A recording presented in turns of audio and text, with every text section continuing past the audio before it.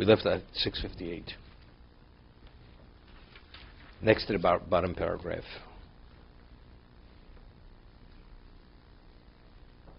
No, even before. We're in the middle of that paragraph. Okay, Chovos HaLevavos, Shara Tshuva, Perak Yud, third paragraph from the bottom. Ve'eich lo niyeh k'cholonu dechonim lo.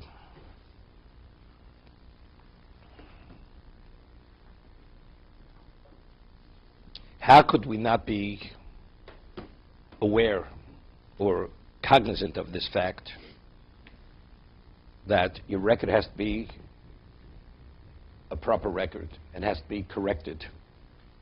We said this. Every month, we know factually, statistically, people die. A number of people die every month. And even people who didn't believe they would die. Yesterday I was speaking to somebody who went to Menachem Oval. This person, his father was in perfect health. Perfect health, he was 85 years old. He went in for cataract surgery. Right after the cataract surgery, there were a complication with anesthesia. 2 weeks later, he passed away. The man was in perfect health. Does anybody know? Okay.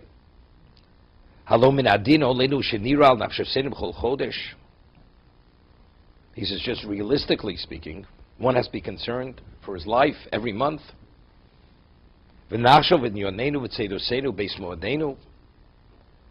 to consider our situation, our provisions, our ultimate location which we will arrive. Before that moment comes.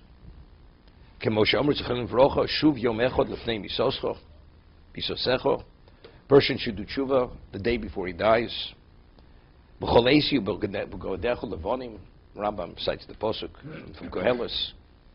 One's clothing should always be white, pristine white, continuously.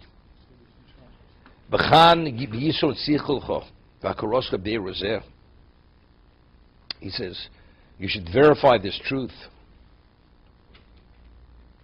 He says, he says, with the gift of your mind, and intellect, with your recognition, as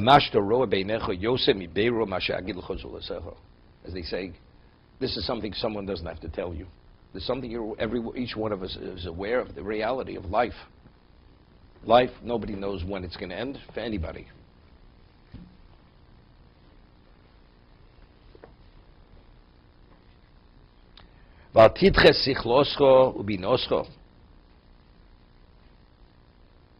He says, do not reject the teaching of your mind and understanding. You know, sometimes we push certain thoughts out of our mind. You know, we're all experts at procrastination. Even if we know something should be addressed, it could wait, and it could wait. Remember, many years ago, this person's still alive today. He's in his early 80s, and I don't mention his name. He's a well-known person, and years ago he was a head counselor in the camp. The camp many years ago was called Camp Deal. Most people who grew up at a certain time, that was the camp they went to in the summer. And no, it was a different geography. So he told of a story publicly that there was somebody who wasn't well, and he meant to write him a letter, because you never know when. And he procrastinated till the person passed away. And he was never able to write the letter to that person. He wrote it to the family. And he always, his whole life, he regretted, because it would have been meaningful to the person who passed away. But because of his procrastination, never wrote it. So the lesson he was trying to teach us, we were not even bar mitzvah yet, that something of importance, you never know its importance, especially when it has to accommodate someone else. Always address it immediately. Don't delay, don't procrastinate. That was the lesson he was trying to teach us. So I'm saying, regarding ourselves, a person has a tendency to procrastinate. Tshuva, this, correction, pay a debt, could wait, when I have the money, if, when, he doesn't mind. We have 1,000 reasons why we delay things. So he's saying, in terms of the clarity, in terms of the veracity of the fact, it has to be addressed immediately. Because if you procrastinate, you never know when that last moment will be. Al tidche sichloch binoscho, ki kvar nemar ki labori yisborach alavodov tovos.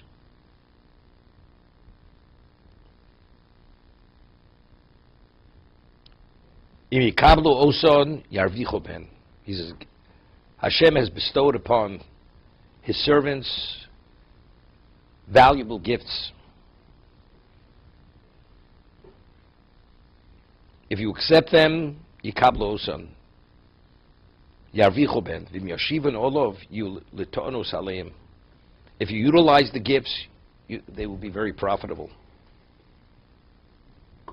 But if you don't, the Gemara says we always have, very often the Gemara says, what is the basis for the halacha? So the Gemara says, cites a verse. So very often the Gemara says, Lomali kros svarhu. What do we need a pasuk? It's just logic. Meaning, human beings endowed with intelligence. If logically, it makes sense and it's truthful, it's like the Torah said it explicitly.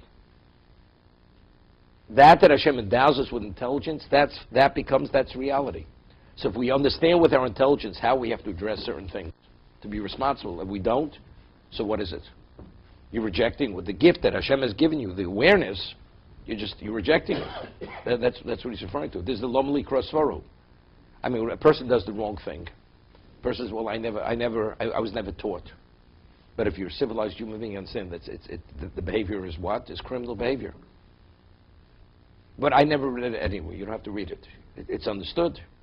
If you have a certain degree of intelligence, you're of a certain age, you're considered what we call the adult. So you're liable. If you're liable, you're going to be punished. You're culpable if you lie, if you understand.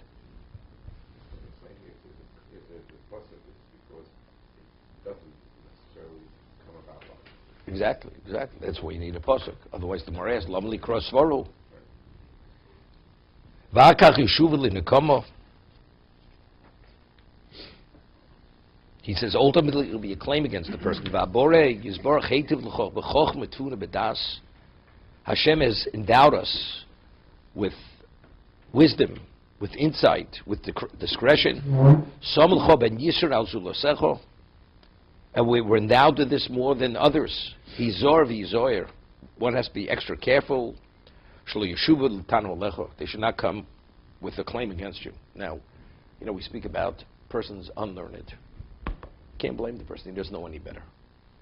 He never knew there's such a thing as tshuva. Never knew he did the wrong thing. It says, the more learned, the more meticulous a person is in his observance, the claim is a greater claim against him.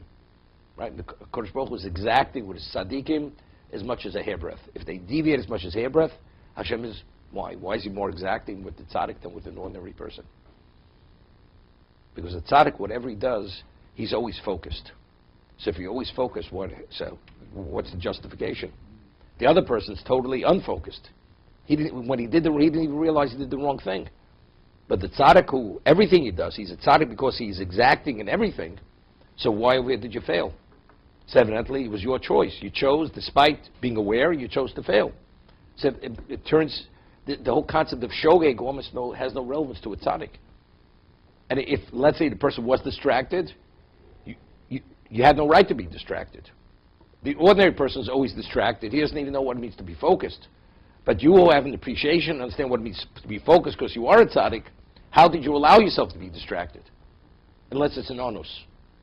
But if it's not an onus, it's not something beyond your ability, then it's a claim against the tzaddik. Therefore, HaKadosh Baruch Hu medaktim tzaddik of kuchut hasara. Hashem is exacting with the tzaddik as much as a deviation of a hairbreadth for that reason. I was reading about the Chazon Ish. The halacha is, you're not permitted to walk in front of a person in the middle of Shemona Esrei. You're not permitted. So, if you, certain shuls or wherever it may be, especially in Israel, now you have to be collectors coming in during davening, and they walk in front of people in the middle of Shemona Esrei. They walk in front of them. So they asked the Chazon Ish, are they permitted? These people come collect. Are they permitted to walk in front of people? Right. So they say they're needy. So the Chazon Ish said, unless it's a question of pikuach nefesh, that's the only justification to walk in front of a person. But if it's not pikuach nefesh, they're not permitted. It's a violation of the halacha. Okay? Have you ever seen anybody be careful not to walk in front? You know, sometimes you middle shema, they put their hand in your face while you're middle shema esrei, or middle of kriya shema. You know, a person that puts his hand in my face when I'm middle of kriya shema wouldn't give him even afterwards. Wouldn't give him even. He has no consideration. You see a person say kriya shema, how do you put your hand in his face in the middle of kriya shema? To them, it's irrelevant. They need their money. They want their money. You become irrelevant. Today, you know, if a person is caught, they take away their privilege. They're not permitted to come any longer. Between certain hours, they're not permitted to collect at the kosa. Not permitted. Yeah, it seems like there's a lot less than used to be. Because they really reined in on these people because it became impossible. You couldn't daven there. So Rabbi, I just want to ask on this halacha because one actually encounters this quite a lot because people stand in a shul, in an aisle, because they want to be up against the wall, you know, so they put their siddur on the window ledge, you know, but now they're standing in the aisle and one wants to go to the restroom. Put it this way. That's right.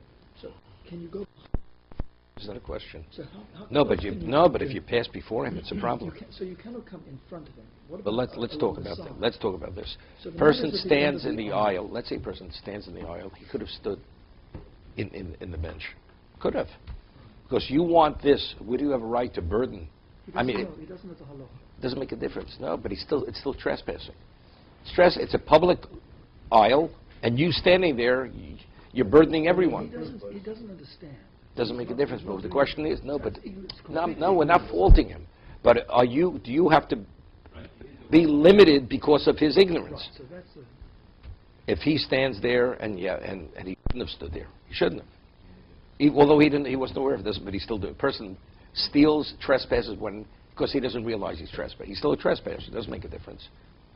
It's better not. It's better not to. But if you have to, you walk in front of him. So Rabbi, the man is at the end of the aisle now. You know, so I want to go out of the aisle, but I'm coming from the side of him. Can I come to the side of him?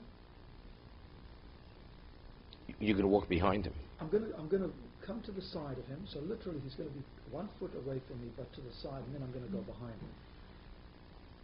Is that considered in front? It's better not What's to. the rule? How much? Dollar Ramos in front. But all around. What about left? Not and behind. right? Not behind. No, but It's like 4 pairs of tickets. But Yeah. I'm talking about left and right. I mean, there's a 360 degrees. Yeah, no, I understand. So what is, where It's am I even out of it's bounds? even on the side of him. Even on the side of him. Even on the side. Even on the side of him. So Listen, a person has to go out to do his function. You go out regardless. You know, the halacha is you're not supposed to walk out there in Kriya Torah. But if you have to walk out, you walk out. You have no choice. Same thing here.